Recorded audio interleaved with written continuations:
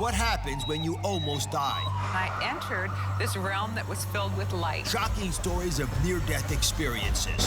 With a gasp of air, I woke up in my unconscious body. And a medium who can see sickness. You're gonna be okay. Was that helpful? That's a message. Yes, it's very helpful. Plus, Married to Medicine star Jackie Walters. I want to empower women to protect that vital part of their body. On everything you need to know about down there. Coming up next.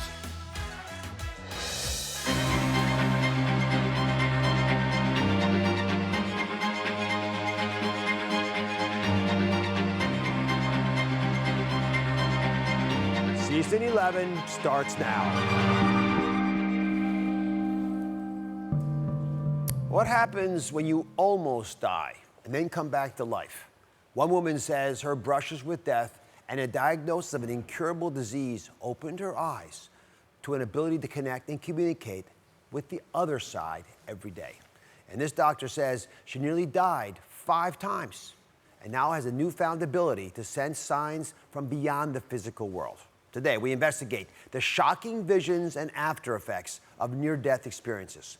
What does science say about how you change physically and spiritually when you die? Dr. Yvonne Kaysen says she has nearly died 5 times. I was in a plane crash, and I was almost killed. It was 1979, and as the plane was crashing down towards a lake, Yvonne says something extraordinary happened. This feeling of peace and calm started descending over me, and the voice in my mind said, "Swim to shore." And suddenly, I was maybe 20 or 30 feet above my body, and I was in a place that was filled with light. It was like being at the top of the clouds. Shockingly, Yvonne says this was not her first near-death experience. As a youth, she was in a serious car accident. I was about 10 or 11, and I had a head injury, and I lost consciousness. I was evidently unconscious for 2 or 3 days. And Niagara Falls is where Yvonne underwent her most recent near-death experience. After meditating, she slipped and fell. I hit my head and had a serious brain injury. Joining me now is Dr. Yvonne Kaysen. It is hard to imagine that you've had near-death experiences. Do you really think these are accidents, just random, or there's some greater force at play? Well, I wondered about that myself, having had 5 near-death experiences. A part of me thinks that maybe it was the higher power's way of showing me what my medical specialty was supposed to be. And in case I'd forgotten, they kept giving me another one. Yes, Yvonne, we still want you focusing on near-death experiences and spiritual experiences. So that's part of what I think. Another thought I had is maybe it's because I had 2 near-death experiences as a child, one at the age of 5 and one at the age of 11. So maybe that made me more susceptible. So I actually had our team look into some of your near-death experiences. The ones as children we can confirm. You became a general practitioner, taking care of folks with all kinds of issues. I would love to understand more as a doctor about some of these events. So the most recent time you almost died, right? You hit your head on a rock and you actually had a bleed in your brain. Yes. What did you experience when you were crossing over? Well, I had a slip and fall accident in Niagara Falls, and I fell and hit my head in a rock, as you mentioned. And what I experienced was instantly, it was my spirit left my body, and it felt like a force greater than myself just rapidly lifted me out of my body through this dark space, and then I entered this realm that was filled with light. And I was welcomed into this realm by 2 beings of light, and that never happened to me in my previous near-death experiences. And they welcomed me, and I felt profound joy, and it was profoundly beautiful. And they mentally, like telepathically, communicated to me that I had died. And then I had sort of an aha experience. Now my sort of unusual life with all these NDEs and other spiritual experiences made sense. NDEs being near-death experiences. Yes. And by the way, when you're going through this, all we're seeing is, as physicians, and you recognize it as well as a doctor, is a brain hemorrhage, a life-threatening problem.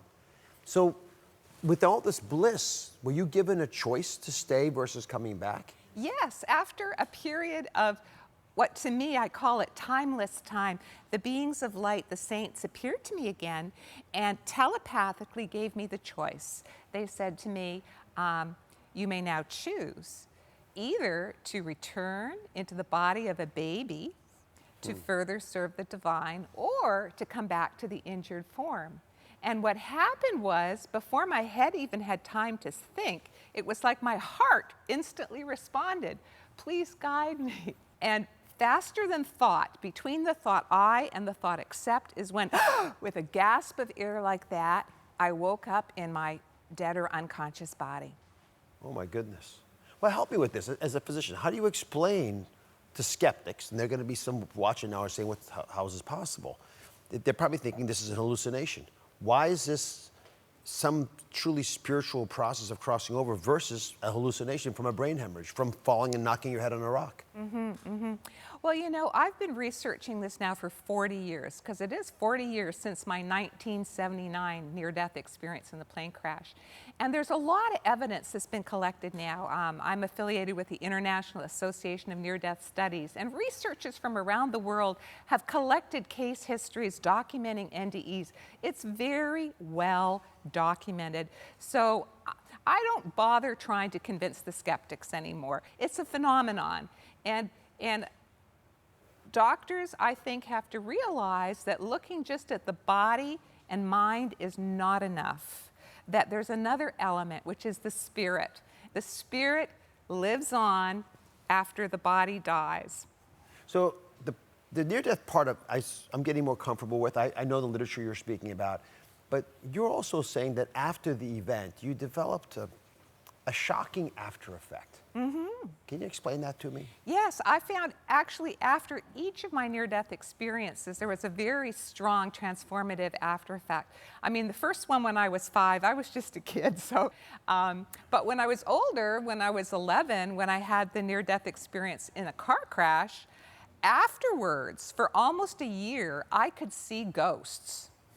And I thought my house was haunted. My parents thought it was just stress. But I now know, as a NDE researcher, that was an after effect from that near-death experience, that I was psychically open. Similarly, the ones I had in my adult life, they all seem to open me wider and wider to what we call psychic experiences. Come on over here. I made a little list of these. And this is the part of this discussion I was so intrigued about. There's speed of thought, right? And these are allowing you, I guess, to communicate, right? And these are side effects, let's say, of a near-death experience. Right. Is that true? You're thinking faster? I would say I am.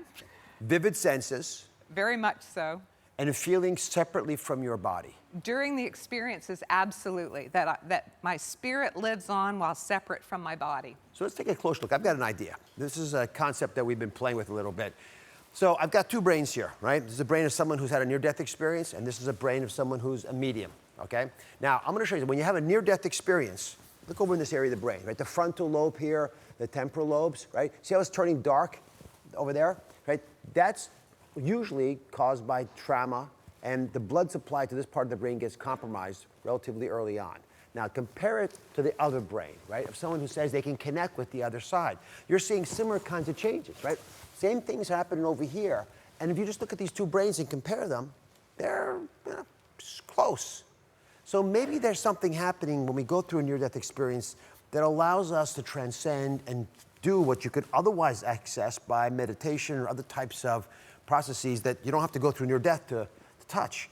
Again, it's the magnificence of the human brain. It was that, absolutely. And that's the part of this whole process that I think all of us need to remember. You can read lots more about near-death experiences and other spiritual experiences in Yvonne's wonderful book. It's called Touch by the Light.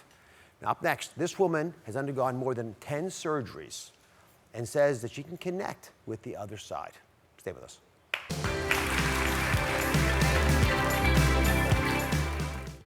Is there a part of your body that is not covered with these painful tumors? No. Shocking real stories There are many causes for dragon horns or cutaneous horns. of real-life health nightmares. Currently, there is no cure. Plus, there could be a new hidden danger growing in your home right now. Red mold. We'll tell you what to look for to keep your family safe. All New Oz. That's coming up on Monday. She knows death because she's faced it in more ways than one. Zulema Arroyo Farley is a cancer survivor. She has several autoimmune diseases. she underwent 10 surgeries. Most would have given up, but not Zulema. I haven't let any of those things get in the way to live the life that I want. Zulema's brushes with death, in fact, have given her insight into how to connect people to loved ones who have crossed over. We're back investigating the question, can brushes with death really give you the ability to communicate with the other side? Medium Zulema Arroyo Farley joins us now. You just saw her story, and I look at these images of you as lying in bed so sickly, and I'm fascinated that you've got insights that I'm hearing from others who have crossed over as well. But as a child, you didn't want to believe you had the ability to talk to the other side. I wouldn't say that it wasn't that I didn't believe. It was, one, I didn't know anybody that was a psychic medium growing up. Two, I knew that I was gifted and I was different than everybody else, but I couldn't pinpoint it. Three, I knew that my family would never allow me to come up publicly to accept it. There was a bigger secret behind that I found out after I came up publicly. And that is that I come from a lineage of psychic mediums on my father's side of the family. Oh my goodness. Yeah. And you were raised Catholic? Raised Catholic, went to Catholic school my whole life. Very religious, I still practice, so this has nothing to do with, you know, religion, not religion. We are born this way. This is how we are. And I believe that there's a purpose to everything, right? I was born very ill. I almost died soon after I was born. And that is the reason why I also, Dr. Ross, frankly, wrote my book so much more. Because I knew that by telling my story, I could heal others, you know? Sarcoma was such a pivotal moment in my life. It changed my perspective. It changed my outlook. It shifted my priorities, and it opened me up to finally living my purpose while being able to teach the tools and the mechanisms that I've used to overcome adversity. So are you able to use these truths to reproducibly help people find out truths, realize truths about their own health? So 90% of my readings involve a health scan. What that means is Spirit gives me information, insight about their personal health situation. I had a person very close to me come for a reading back in July of 2018. Spirit showed me that this person needed to have a mammogram. So I tell her, you really need to have a mammogram. And her response was, what do you mean? I just had a mammogram 6 months ago. I don't hear from this person until I believe February of 2019 saying, I am so sorry that I haven't been able to communicate with you, but I was diagnosed with sarcoma of the breast in September 2018. So there was something wrong. There was something wrong. And, you know, I'm not here to say that I'm a doctor, right? But I can tell you that Spirit does give us information related to health. Additionally, I had a young woman who her child wasn't eating, 3 years old. He hasn't been able to speak. And I was able to, through Spirit, let her know what she should be doing with her son. And a few weeks later, she wrote and she said that what I had told her in the reading, she implemented, and her son was speaking and eating, and her husband just couldn't believe it. We have a couple hundred people in the audience. If Yes. it's okay with you, let's walk over Let's do it. and see if anybody's interested in talking to you and what you're sensing. Well, I'm sure while they might not be interested, there's a lot of Spirit here that is interested. So we have a couple in the front row. Ooh. So, are Hello. you interested? Here, what's your name? Luann. Luann. Go ahead. Luann. Yes. I have a microphone, so I don't need to worry about grabbing your microphone. Okay, give me 1 second. Okay, the first person that I have stepping forward, he says he's a father figure. Okay, so do you have a grandfather, father figure, somebody that was a father that passed in your life? Yes. Okay, and this person was telling me and showing me a lot of illness related, and there were like a lot of question marks surrounding his death. Who starts with the letter P? First name, middle name, or last name with the letter P? No, I don't have anybody right now. You don't? Okay. No. And this person, you couldn't say goodbye to this person? That's correct. Okay. Okay, there's a lot of complexity around your family, he's telling me. And he wants to apologize for not leaving things very clear after the fact. So there's legal issues or troubles that your family is going through because of this. And I don't know why they're pointing. Do you know each other? No. Okay, does anything that I'm saying sound to you like the P or something? I'm sorry. I have an uncle with the letter P. Okay. And do you know if this was a tragic passing, by the way? It was very sudden, a heart attack. And very tragic. So like, not that your family didn't suffer, but I'm with this gentleman who wants to get across to this big Italian family, I don't know if you're Italian, Yeah. that he's okay, and that he's eating everything that he wants, by the way. So I don't know if you gather and there were Sunday lunches or brunches or something, Yeah. but maybe people used to be telling him, don't eat that because you have that, don't do that. He's eating everything that he can from the other side. And he showed me that he doesn't have to inject himself. So whatever issue or illness he had here or impediment, I don't see it on the other side. Number 7, date of significance, birthday, anniversary, day of passing, number 7. Well, an aunt, her birthday is September 7th. Okay, R? And she was the wife of P. of the So they're P. together, great. Like I said, the names, they accompany. So R, they want to mention about R? R. Who's R? But they're can't think of the together aunt. there, but I they're can't think not of the R. together necessarily like it's a happy marriage, by the way. Okay. Yeah. Because they tell me that's sort of how it was in real life. Kind of, yeah. Is that right? Yeah. Okay. And then he's like, this whole thing of your family, some wanted to do a celebration in one way, other wanted to do the celebration in another way. It became a little complex, and he wants to say, finally, they like let me go.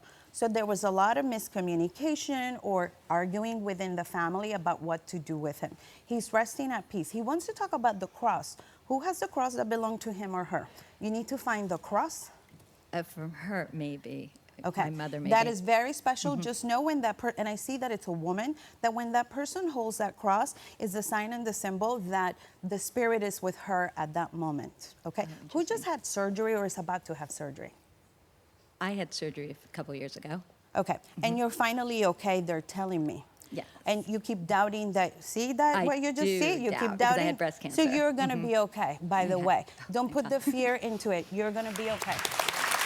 Aw, give me a hug. You're okay. You're okay. Was that helpful? That's a message. Yes, it's very helpful. Yeah. All right. Thank you for being with us. Thank you. Give me Rushmore, Angel Lever's book, so much more. We'll be right back. I'm fried. Coming up, celebrity OB-GYN Dr. Jackie is here to answer the questions you've been too embarrassed to ask your own doctor. There's nothing I'm afraid to answer.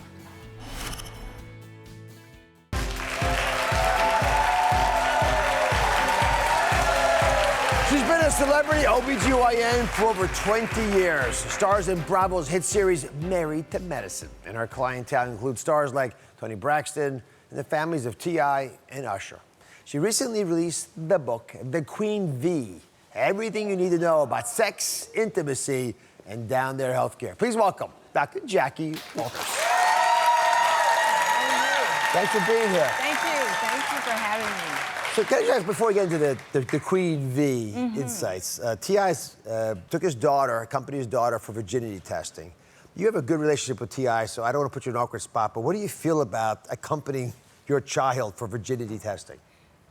Let's clarify. I don't think he meant that in a serious way. I think he started out joking, and of course it blossomed into something else, but I don't think we should be doing that.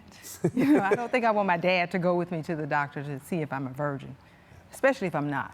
Especially if you're not. I don't know, is there really such a thing as virginity testing? It isn't. There's no test, because some women aren't even born with a hymen. You can destroy the hymen in sports. Sure. Yeah, and then surgeries, of course, you know, we could disrupt the hymen there, so no. Okay, just got past that. No. Now, one of the reasons you wrote the book was because you feel so passionately about the need for us to understand our own bodies. Absolutely, absolutely. I think we're in an era where women are disempowered. And I wrote the book because I want to empower women to, one, speak up about feminine health, and two, to protect that vital part of their body and treat it like royalty. It is royalty. It is. And we're ashamed about it. We hear about it from our mom at age 5, and maybe she had it wrong, maybe we don't remember it right, or maybe the science changes. But here you are all these years later believing oftentimes myths, well-intentioned as they may be, they can take you in the exact wrong direction. We can't even say the word when we're born. You know, in some shows, you can't even say the word. And so kids are raised not saying the real word. We give it names. Oprah told me, when I was doing the Oprah show years ago, she would say, call it vajayjay. Vajayjay. The JJ. Yes. I got it wrong still. Vajayjay. One thing you comment on that I adored, because it's so true, is this concept of a doorknob question. Yes. So doctors know this, but most of you don't. Please explain this. So most of the time for women, and I see all women, they come in the room and they'll talk around the real situation. And a lot of times with physicians, we have only a limited amount of time. When you stand up and your hand hits the door knob, it's like, okay, I need to say this. One last thing. Just one last thing. One last thing, before I yeah. walk out. And that's what they really want to talk about. And women are embarrassed to talk about it, and they may want to tell you something they did or somebody. And, and so that doorknob question comes out, and they really talk about what they want to tell you. And one of the biggest doorknob questions has to do with infertility. Absolutely. You have been very open, which I applaud you for, about your own struggles with infertility. Yes. Why is it so difficult to talk about? Women somehow take on ownership for infertility. And I'm not sure why we do that, but there's a stigma around infertility as if it's the woman's fault. And we don't like to talk about it because we feel like either we did something wrong or we didn't do something right. And I want to dispel that myth that infertility is a woman's fault, and it's not. So, to speak honestly, you got to get comfortable being uncomfortable. You're a big proponent of that. Yes, yes. Right. I mean, go back to infertility. I'm okay sharing my story that makes a lot of people uncomfortable saying I'm infertile as an OB-GYN and I never had a baby, and I'm comfortable with it. It's hard to get around that, though. Oh, it takes work. It takes work, but you can get around it. Just start doing it. A journey of a million miles starts with one step. Just start doing it. All right. So are you okay with answering some uncomfortable questions from around the country? Let's do it. All right. These were viewers who were so embarrassed they didn't want to put their names on the questions. We're going to protect them, but these are common questions. I know many of you have. We're going to start with your hometown of Atlanta. All right, Atlanta. Where Share Care is based. Yes. All right. So I've douched for many years, but recently a friend told me I should stop. Is there anything wrong with douching? Listen to your friend on this, and there's a lot wrong with douching. There's a bacteria that should be in the vagina, lactobacillus, and douching washes away that lactobacillus, changes the pH of the vagina, and sets you up for a ton of infections, bacterial vaginosis and yeast, so no douching. So down there is really a self-cleaning oven? It's a self-clean, that's exactly what I said in the book. It's a self-cleaning oven. Making sure you got it in there. Yes. Up next, even more of what you wanted to know, but were too afraid to ask of your GYN. We're going to take all your awkward questions. Stick around.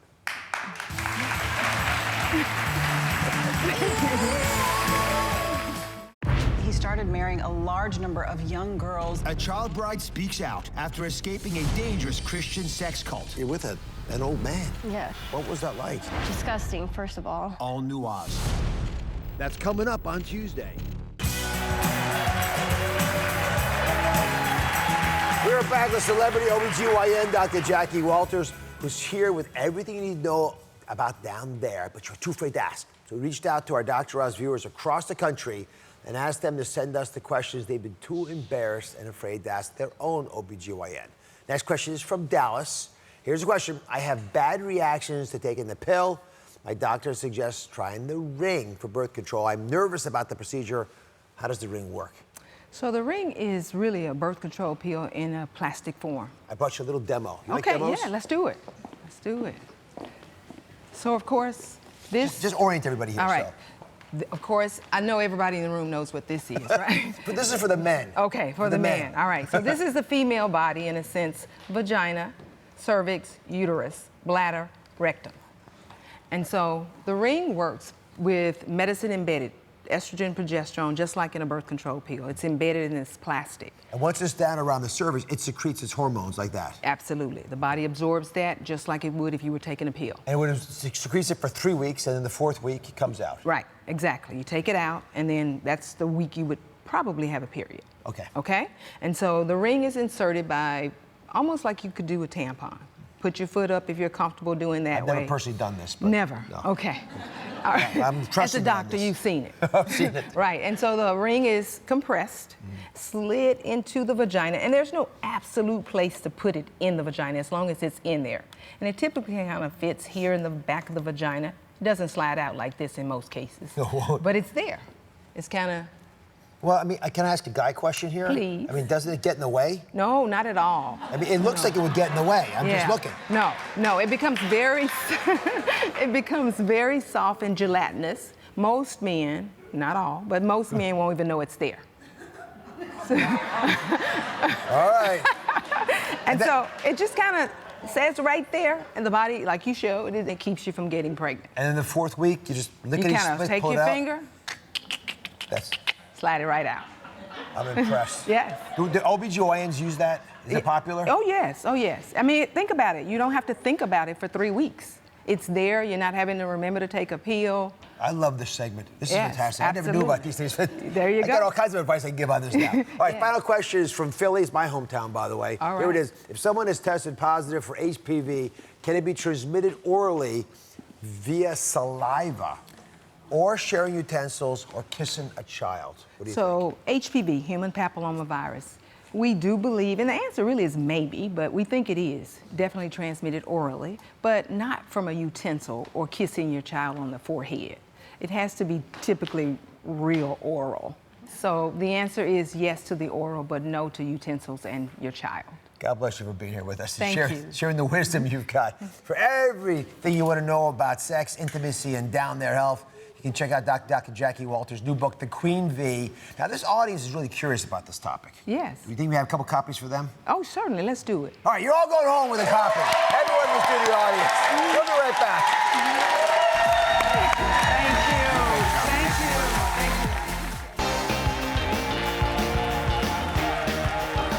you. They are some of the most common problems faced by all of us: pain, anxiety, brain fog, and insomnia. They've been addressed for 5,000 years, that's a long time, by the rich heritage found in traditional Chinese medicine. And we've been studying the merits of TCM since the beginning of our show. Yet they haven't been embraced by the West until now. I recently went back to China, thanks to my trusted sponsorship partner USANA, to be a part of an important summit with Beijing University of Chinese Medicine to bring you their remarkable treasure trove of secrets. Now, what you see, what you're about to see, can help you with pain management and brain health, all without a prescription. So today, I'm introducing you to traditional Chinese medicine and what you need to know to start a regimen.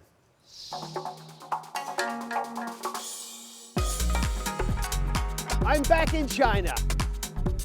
With my visits becoming more frequent, I'm feeling more and more at home here. This is truly a land of mystery, with an ancient culture traveling these days at warp speed into the future. It's exotic, it's exciting, and it's fun. But the thing that amazes me most is how the healthcare needs of 1.5 billion people are taken care of.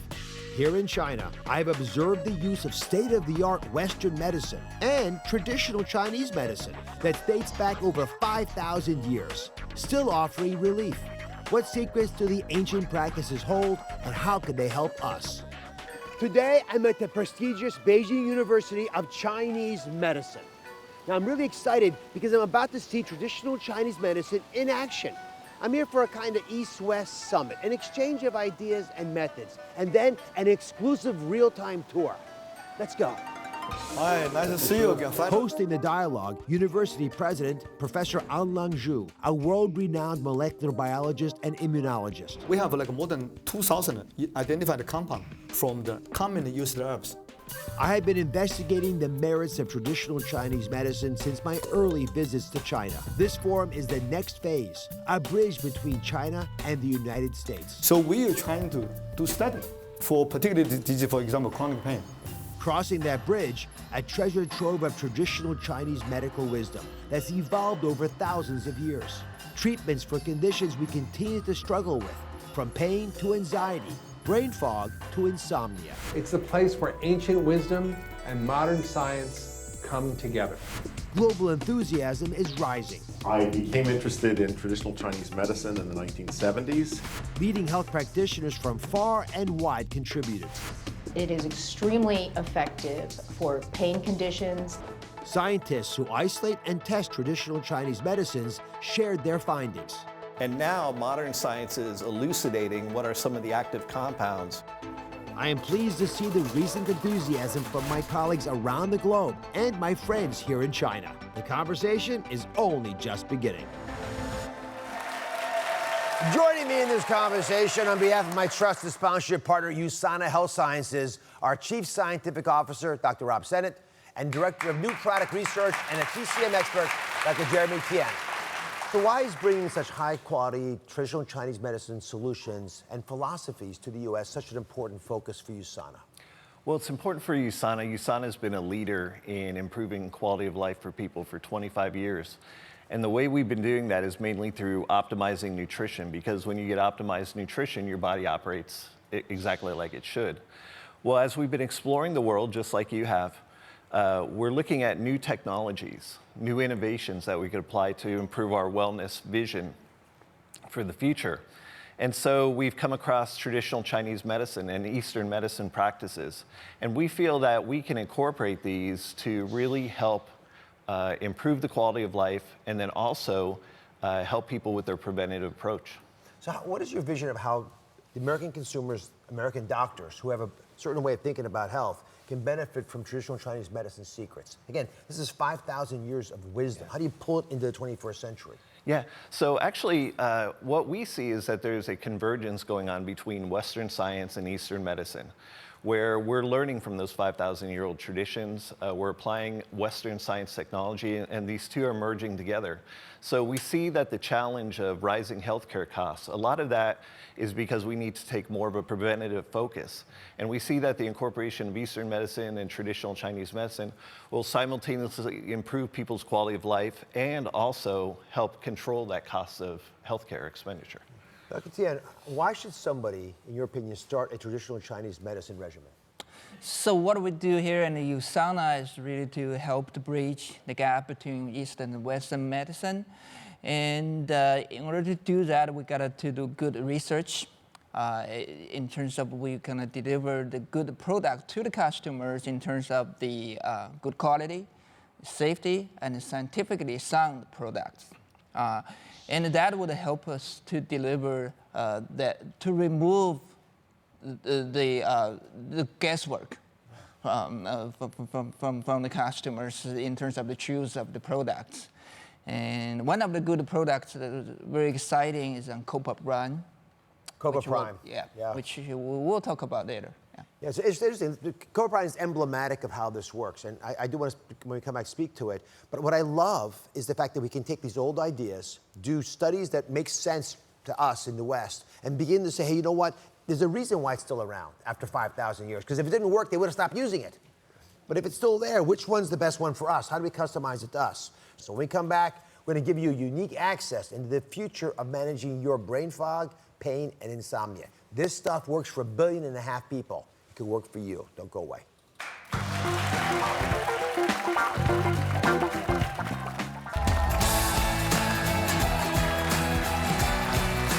What happens when you have a health problem in China and you turn to traditional Chinese medicine for help? Well, I had the extraordinary opportunity for an exclusive behind-the-scenes tour at Beijing University of Chinese Medicine, along with my trusted sponsorship partner, USANA Health Sciences. It was a wonderful trip. Take a look. So Dr. Wang, teach me the fundamental principle of traditional Chinese medicine. We see everything in the body as interconnected, the balance between yin and yang. Well, I know that sign, that yin-yang symbol we always see. Yes. Right. So if I have diabetes, well, is that too much of my yang or my yin? We might view it as a deficiency of yin. Okay, can I feel your pulse first? To understand diagnosis, I take the patient's chair. Can I check your tongue? There are 4 methods: observation, listening and smelling, asking questions, and pulse taking. In Western medicine, a pulse is just the speed and is it regular?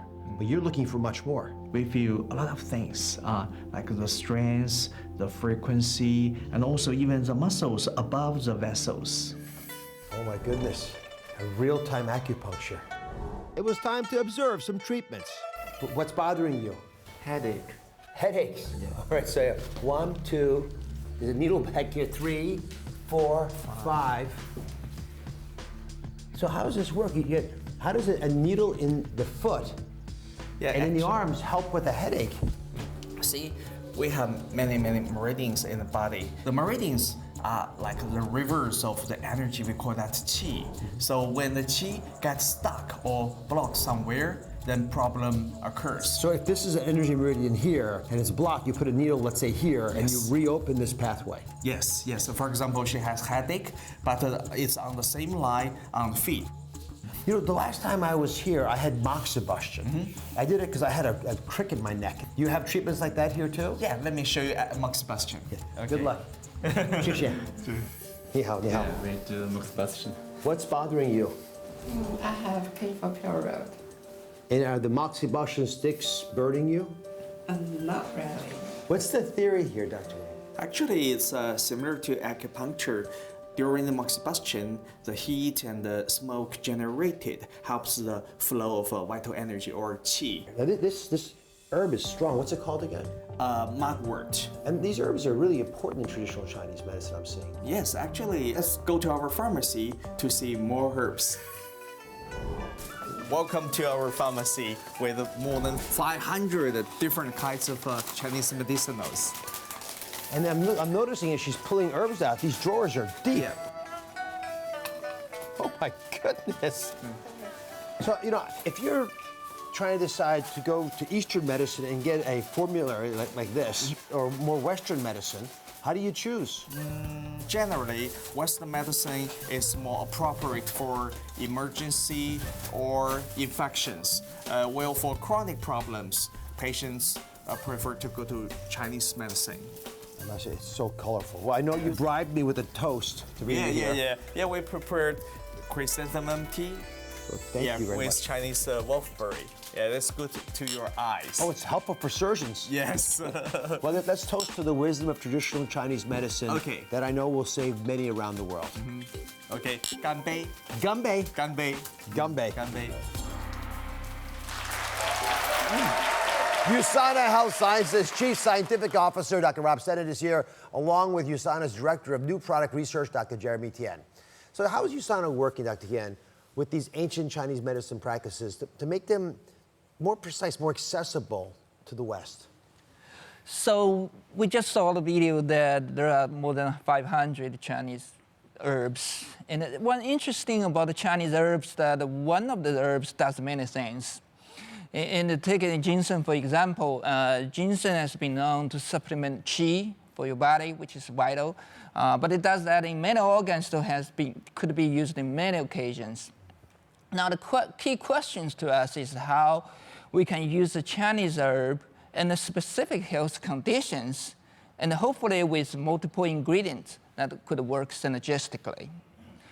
So I will take Copaprine as an example here, how we address that. So Copaprine has two major ingredients, Bacopa and ginseng. Each of them we know, with down the research, we know they have multiple effects, which may help us to explain that why Copaprine has such a big effect on the cognitive function as we observed in our clinical trial. So what's interesting to me is, I got curious about Copaprine, because I think it's emblematic of what's going on here. Here you have breaking news, by the way, new clinical trials that makes sense to us in the West because it was done the way we think about health, but it was using solutions that were designed thousands of years ago and had been used conventionally in Chinese medicine. And when you see that translation happening, and thanks to USANA, it's happening faster because you're helping to support some of this research, all of a sudden we can open up this huge treasure trove of solutions. What are some of the ingredients, Rob, that USANA is especially interested in, including in this research, bringing traditional Chinese medicine to the West?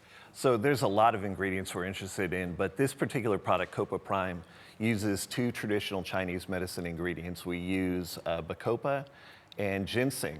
And both those ingredients have been used for thousands of years. They have their own unique effects, but then combined together through our clinical studies, we've shown that they have a dramatic synergistic effect together. So they produce a result more so than what you would expect from each of the ingredients by themselves. And if you can, just 2 seconds on this trial. I'm so fascinated by it because you actually measured outcomes both as we would define them in the West, but also as they would define them in China.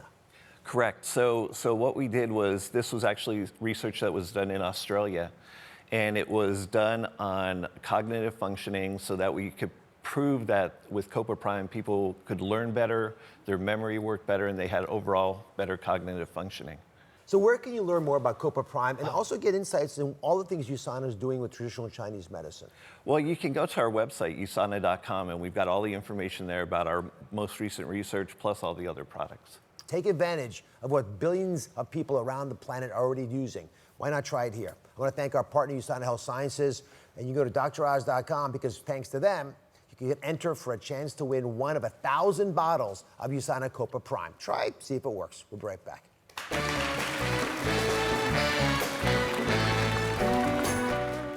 We're closely monitoring the spread of the potentially deadly coronavirus so you can stay healthy and in the know. Follow me on Facebook and also on YouTube, where I'll be sharing the latest coronavirus developments each day. I'm here in Los Angeles, the most populated city in California. Coronavirus fears are running high across the state today, as CDC officials have confirmed the patient being treated at UC Davis Medical Center is the first case of unknown origin in America, meaning the patient hasn't traveled to China or known to be directly connected to someone who has been affected.